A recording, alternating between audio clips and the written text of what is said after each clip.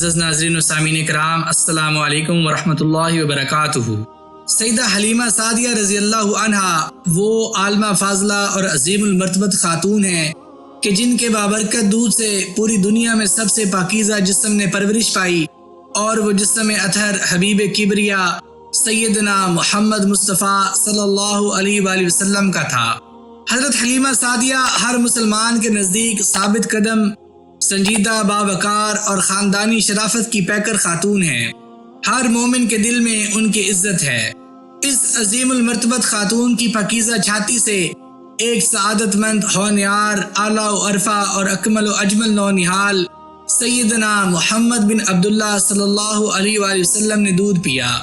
حضرت محمد مصطفیٰ صلی اللہ علیہ وآلہ وسلم بچپن میں دودھ پینے کے زمانے میں اس کے محبت بھرے سینے پر نیند کی آغوش میں گئے اور اس کی شفقت بھری گود میں پروان چڑھے۔ نیز رسول اللہ صلی اللہ علیہ وآلہ وسلم اس جلیل القدر خاتون اور اس کی قوم بنو سعد کی فصاحت و بلاغت سے سیراب ہوئے۔ اکثر مورخین اور سوانح نگاروں کی رائے یہ ہے کہ حضرت محمد مصطفیٰ صلی اللہ علیہ وآلہ وسلم کی ولادت باسعادت 9 ربیع الاول بروز سوموار صبح صادق کے وقت عام الفیل میں ہوئی۔ حضرت محمد مصطفیٰ صلی اللہ علیہ وآلہ وسلم کی ولادت شیب بن ہاشم مکہ معظمہ میں واقع ابو طالب کے گھر میں ہوئی، جو بعد میں محمد بن یوسف کے گھر کے نام سے معروف ہوا، اور آج کل اس گھر میں پبلک لائبریری قائم ہے۔ حضرت حسان بن ثابت رضی اللہ عنہ کہتے ہیں، باخدا میری عمر 7 یا 8 سال تھی، میں جو سنتا اسے سمجھتا بھی تھا۔ میں نے ایک یہودی سے سنا، وہ یثرب کے قلعے کی چھت پر کھڑا با آواز بلند یہ کہہ رہا تھا، اے یہودیو ادھر آؤ۔ جب یہودی اس کے پاس جمع ہو گئے تو انہوں نے کہا، تیرا ستیہ ناس ہو، بتاؤ کیا بات ہے؟ وہ کہنے لگا، آج رات احمد کا ستارہ طلوع ہوا ہے، جس سے معلوم ہوتا ہے کہ اس کی ولادت ہو گئی ہے۔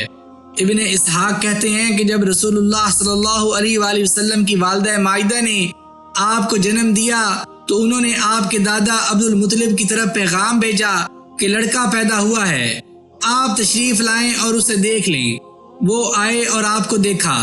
یہ بھی بیان کیا جاتا ہے کہ دادا عبد المطلب نو مولود کو گود میں لے کر بیت اللہ میں داخل ہوئے، اللہ سبحانہ و تعالیٰ سے دعا کی اور اس کی عطا پر شکر ادا کیا، پھر بیت اللہ سے نکلے اور آپ کو والدہ کے سپرد کیا، اور رسول اللہ صلی اللہ علیہ وآلہ وسلم کے لیے دودھ پلانے والی خواتین کی تلاش کی۔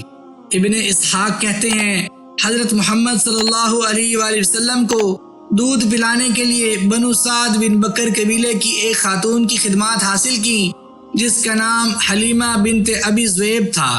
حضرت محمد صلی اللہ علیہ وآلہ وسلم کے رضائی بھائی بہنوں کے نام یہ ہیں، عبداللہ بن الحارث، انیسہ بنت الحارث، حذافہ بنت الحارث۔ اسے اشیمہ کے نام سے پکارا جاتا تھا اور قوم اسی نام سے اس کو پہچانتی تھی۔ یہ حلیمہ بنت ابو ذؤیب کی اولاد تھی کہ جو رسول اللہ صلی اللہ علیہ وآلہ وسلم کی رضائی ماں تھی۔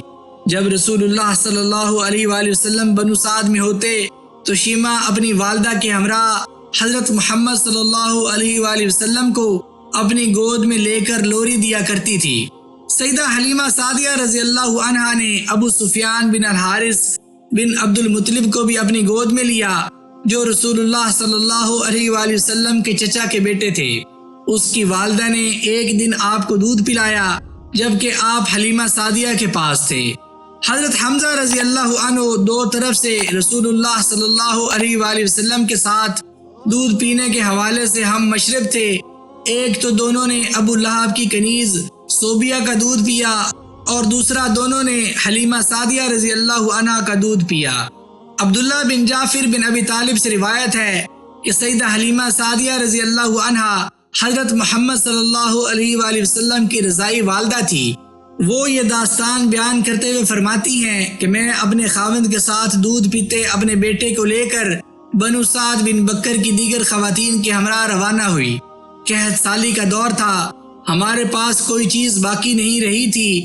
ہمارے پاس ایک عمر رسیدہ کمزور سی اونٹنی تھی، اللہ کی قسم وہ دودھ کا ایک قطرہ بھی نہیں دیتی تھی جسے نوش جان کر سکیں۔ ہم بھوک سے بلبلانے کی بنا پر رات کو سو نہیں سکتے تھے اور نہ ہی میری چھاتی میں دودھ تھا جو بچوں کی بھوک کا مداوا بن سکے۔ اونٹنی دودھ نہ دیتی تھی کہ جسے غذا کے طور پر استعمال کیا جا سکے، لیکن ہم بارش اور کشادگی کی امید رکھتے تھے۔ میں اپنی گدی پر سوار ہو کر روانہ ہوئی۔ میں قافلے کے ساتھ آہستہ آہستہ رفتار سے چل رہی تھی۔ یہ صورتحال قافلے والوں کے لیے ناگوار تھی، لیکن کمزوری اور خشک سالی کی بنا پر اس سے زیادہ تیز رفتار سے چلنا بھی مشکل تھا۔ بہرحال ہم دھیرے دھیرے چلتے ہوئے مکہ معظمہ پہنچ گئے اور وہاں پہنچ کر دودھ پینے والے بچوں کو تلاش کرنے لگے۔ ہم میں سے ہر ایک عورت پر رسول اللہ صلی اللہ علیہ وآلہ وسلم پیش کیے گئے، اور جب ہر ایک کو یہ بتایا گیا کہ یہ نونہال یتیم ہے تو ہر عورت نے آپ صلی اللہ علیہ وآلہ وسلم کو اپنی گود میں لینے سے انکار کر دیا، کیونکہ ہم گود لینے والے بچے کے باپ سے مالی تعاون کی امید رکھا کرتی تھیں۔ ہم یہ کہتی تھیں کہ بچہ یتیم ہے، اس کی ماں اور دادا ہمیں کیا دیں گے، اس لیے ہم اسے اپنی گود میں نہیں لینا چاہتی تھیں۔ میرے ساتھ جتنی عورتیں بھی آئی تھیں سب نے ایک ایک بچہ حاصل کر لیا، لیکن میں خالی گود رہ گئی۔ جب واپسی کے لیے اکٹھے ہوئے تو میں نے اپنے خاوند سے کہا، اللہ کی قسم مجھے یہ ناپسند ہے کہ میں کسی دودھ پینے والے بچے کو گود لیے بغیر اپنی سہیلیوں کے ساتھ واپس ہو جاؤں۔ اللہ کی قسم میں اس یتیم بچے کے پاس ضرور جاؤں گی تاکہ اسے حاصل کر سکوں۔ میرے خاوند نے کہا، ٹھیک ہے، ہو سکتا ہے کہ اللہ تعالی ہمارے لیے اس میں برکت کر دے۔ سیدہ حلیمہ سعدیہ کہتی ہیں، میں گئی اور اسے حاصل کر لیا۔ میں نے اسے اس لیے اپنی گود میں لیا کہ مجھے اس کے علاوہ کوئی بچہ نہیں ملا تھا۔ جب میں حضرت محمد صلی اللہ علیہ وآلہ وسلم کو حاصل کر کے اپنی سواری کی طرف واپس آئی اور اسے اپنی گود میں بٹھایا تو میری چھاتی میں دودھ بھر آیا۔ اس نے خوب سیر ہو کر پیا اور پھر اس کے رضائی بھائی نے بھی خوب سیر ہو کر پیا، پھر دونوں سو گئے۔ اس سے پہلے ہم نہ سو سکے تھے۔ میرا خاوند اونٹنی کے پاس گیا۔ وہ یہ دیکھ کر بہت زیادہ حیران ہوا کہ اس کے تھن بھی دودھ سے بھرے ہوئے ہیں۔ اس نے دودھ دویا، خود بھی سیر ہو کر پیا اور میں نے بھی خوب پیا، اور اس رات آرام کی نیند سوئے۔ سیدہ حلیمہ سعدیہ بیان کرتی ہیں کہ صبح کے وقت میرا خاوند کہنے لگا، حلیمہ اللہ کی قسم آپ نے تو مبارک روح حاصل کر لی ہے۔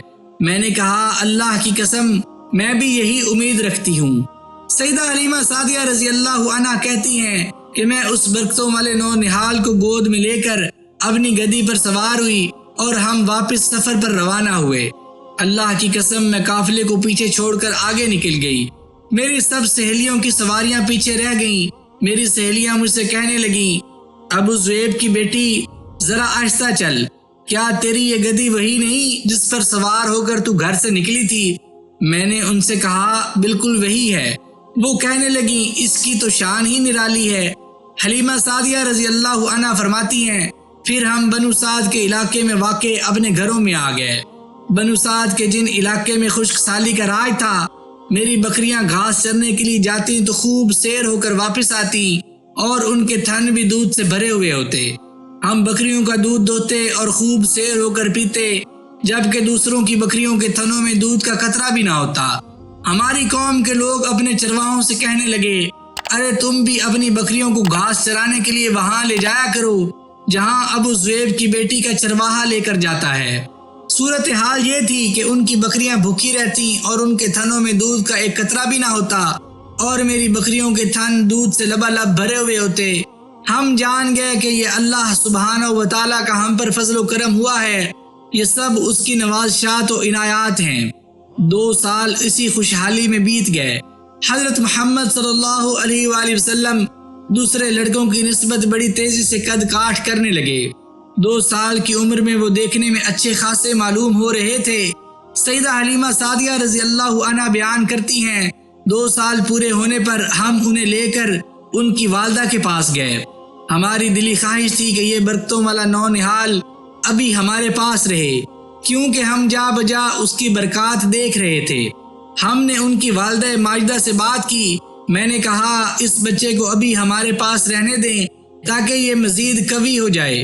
مجھے اندیشہ ہے کہ مکہ معظمہ کی آب و ہوا اس کی صحت پر کچھ اچھا اثر نہیں ڈالے گی۔ میں مسلسل انہیں اپنے پاس رکھنے پر اصرار کرتی رہی۔ یہاں تک کہ وہ مان گئیں اور انہوں نے ہمارے ساتھ بھیج دیا۔ سیدہ حلیمہ سعدیہ رضی اللہ عنہا بیان کرتی ہیں کہ ہم برتوں والے ذی شان نونہال کو لے کر واپس آ گئے۔ چند مہینے کے بعد یہ واقعہ پیش آیا کہ وہ اور ان کا رضائی بھائی عبداللہ بن الحارث ہمارے گھروں کے پیچھے بکریاں چرانے کے لیے گئے۔ ہم کیا دیکھتے ہیں کہ اچانک میرا بیٹا دوڑتا ہوا آیا اور مجھے اور اپنے ابا جان سے کہنے لگا، امی ابو غضب ہو گیا۔ میرے قریشی بھائی کے پاس 2 آدمی آئے، انہوں نے سفید کپڑے پہنے ہوئے تھے، انہوں نے اسے پکڑ کر لٹا لیا، پھر اس کا پیٹ چاک کر دیا۔ سیدہ حلیمہ سعدیہ رضی اللہ عنہا کہتی ہیں کہ ہم یہ خبر سن کر بھاگے بھاگے اس کے پاس پہنچے تو وہ کھڑا تھا، لیکن اس کے چہرے کا رنگ بدلا ہوا تھا۔ میں اور میرے خاوند نے انہیں گلے لگایا اور ان سے پوچھا، بیٹے کیا ہوا؟ انہوں نے بتایا، میرے پاس 2 آدمی آئے تھے، انہوں نے سفید کپڑے پہن رکھے تھے، انہوں نے مجھے لٹا کر میرا پیٹ چاک کیا اور پیٹ سے کچھ تلاش کیا، مجھے معلوم نہیں وہ کیا چیز تھی۔ سیدہ حلیمہ سعدیہ رضی اللہ عنہا کہتی ہیں کہ ہم اسے لے کر اپنے خیمے میں آ گئے۔ پھر میرے خاوند نے مجھ سے کہا، حلیمہ مجھے تو یہ اندیشہ لاحق ہو گیا ہے کہ یہ بچے پر آسیب کا اثر ہو گیا ہے، یہ بیماری ظاہر ہونے سے پہلے اسے اس کے گھر والوں کی سپرد کر دیں۔ فرماتی ہیں کہ ہم انہیں لے کر ان کی والدہ مائتہ کے پاس مکہ معظمہ پہنچ گئے۔ والدہ نے دیکھتے ہی کہا، حلیمہ اتنی جلدی واپس بھی لے آئی؟ آپ تو بڑا اصرار کر کے اسے اپنے ساتھ لے گئی تھی اور ابھی اسے اپنے پاس رکھنے کا تجھے بہت شوق تھا۔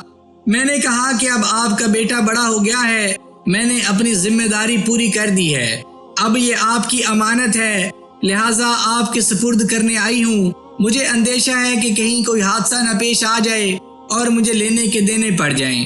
اس نے کہا، سچ سچ بتائیں کیا ماجرا ہے؟ میں نے اسے سارا واقعہ سنا دیا۔ اس نے کہا، کیا تجھے یہ اندیشہ لاحق ہو گیا ہے کہ میرے بیٹے پر کسی جن کا سایہ پڑ گیا ہے؟ میں نے کہا، مجھے یہی اندیشہ ہے۔ اس نے کہا، اللہ کی قسم میرا بیٹا بڑی شان والا ہے، اس پر کسی جن وغیرہ کا سایہ نہیں پڑ سکتا۔ جب حلیمہ سعدیہ رضی اللہ عنہا حضرت محمد صلی اللہ علیہ وآلہ وسلم کو لے کر مکہ معظمہ میں آپ کی والدہ مائدہ کے پاس پہنچی تھیں تو اس وقت آپ کی عمر 5 سال کچھ مہینے تھی۔ سیدہ حلیمہ سعدیہ رضی اللہ عنہا حضرت محمد مصطفیٰ صلی اللہ علیہ وآلہ وسلم کو ان کی والدہ مائدہ کے سپرد کر کے جب واپس ہوئیں تو ان کا دل غم و اندوہ کی آماجگاہ بنا ہوا تھا۔ وہ رسول اللہ صلی اللہ علیہ وآلہ وسلم کی جدائی پر بہت زیادہ افسردہ تھیں اور آنکھوں سے آنسو جاری تھے۔ دن تیزی سے گزرتے گئے۔ جب محمد صلی اللہ علیہ وآلہ وسلم جوان ہوئے اور آپ کی شادی سیدہ خدیجہ رضی اللہ عنہا سے ہو گئی تو سیدہ حلیمہ سعدیہ رضی اللہ عنہا طویل عرصے کے بعد رسول اللہ صلی اللہ علیہ وآلہ وسلم کی خدمت میں حاضر ہوئیں۔ ان کے علاقے میں خشک سالی کی وجہ فصلیں تباہ ہو چکی تھیں، مویشی مر چکے تھے۔ اس ناگفتہ بے صورتحال سے سیدہ حلیمہ سعدیہ رضی اللہ عنہا نے رسول اکرم صلی اللہ علیہ وآلہ وسلم کو آگاہ کیا۔ آپ نے اپنی بیوی سیدہ خدیجہ رضی اللہ عنہا سے بات کی، انہوں نے 40 بکریاں اور سواری کے لیے اونٹ انہیں دیے تو وہ خوش ہو کر اپنے گھر واپس آ گئیں۔ جبکہ دوسری مرتبہ سیدہ حلیمہ سعدیہ رضی اللہ عنہا غزوہ حنین کے موقع پر آپ کی خدمت میں حاضر ہوئیں۔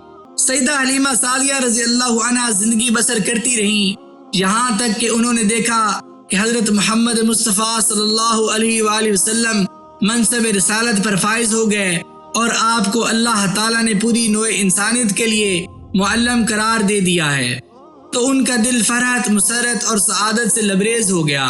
ایک دن حلیمہ سعدیہ رضی اللہ عنہ حضرت محمد صلی اللہ علیہ وآلہ وسلم کی خدمت میں حاضر ہوئیں۔ جب آپ نے انہیں دیکھا تو ان کے بیٹھنے کے لیے اپنی چادر زمین پر بچھائی اور بڑی عزت و احترام سے پیش آئے۔ جو صحابہ کرام رضی اللہ عنہ انہیں جانتے نہیں تھے، ان میں سے ایک نے پوچھا، یہ خاتون کون ہے کہ جس کی رسول اللہ صلی اللہ علیہ وآلہ وسلم اتنی خاطر مدارت کر رہے ہیں؟